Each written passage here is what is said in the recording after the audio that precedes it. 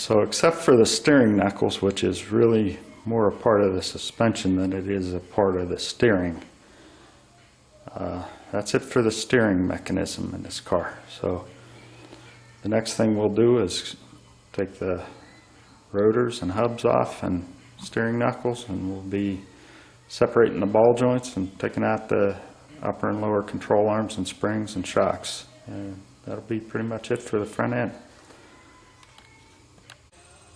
I know a couple times in the process of taking this all apart here, what I've mentioned is I wanted to keep the rolling chassis rolling in case I needed the lift for another purpose. Well, reality reared its ugly head yesterday. The wife's car had an exhaust system problem that I had to fix, so I had to take the thing off of the lift to get the wife's car up. And lo and behold, I'd already disconnected the steering mechanisms. So the front wheels were free to flop in any direction they wanted to without some kind of a connection between the two. So that did two things. It highlighted that maybe there was a better sequence I should have taken some of these things off in. And number two, I needed a way to keep those wheels from flopping wherever they wanted to. You know, I can't have one going left, one going right.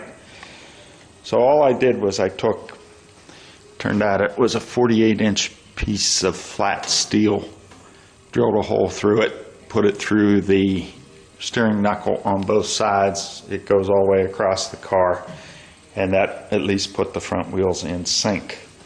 So I was able to push the chassis off, work on my wife's car, push the chassis back on. But as I said, that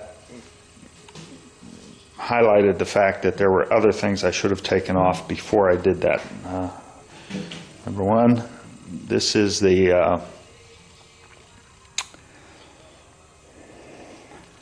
can't think of the name of it right now. It'll come to me. At any rate, what it does is it connects the frame and stabilizes it in hard cornering, takes the flex out of it. That could have come off. The stabilizer bar could have come off. The exhaust system could come off. Transmission mount, rear spring, rear shocks, the gas tank supports. So in view of the fact that that's already happened to me once, I am going to address those things, and there's still some cables attached here, or tubes rather, and I'm going to take all that stuff off before I actually make it so that I can't push this thing off of the lift in case there's any other work I need to do on any of the other vehicles.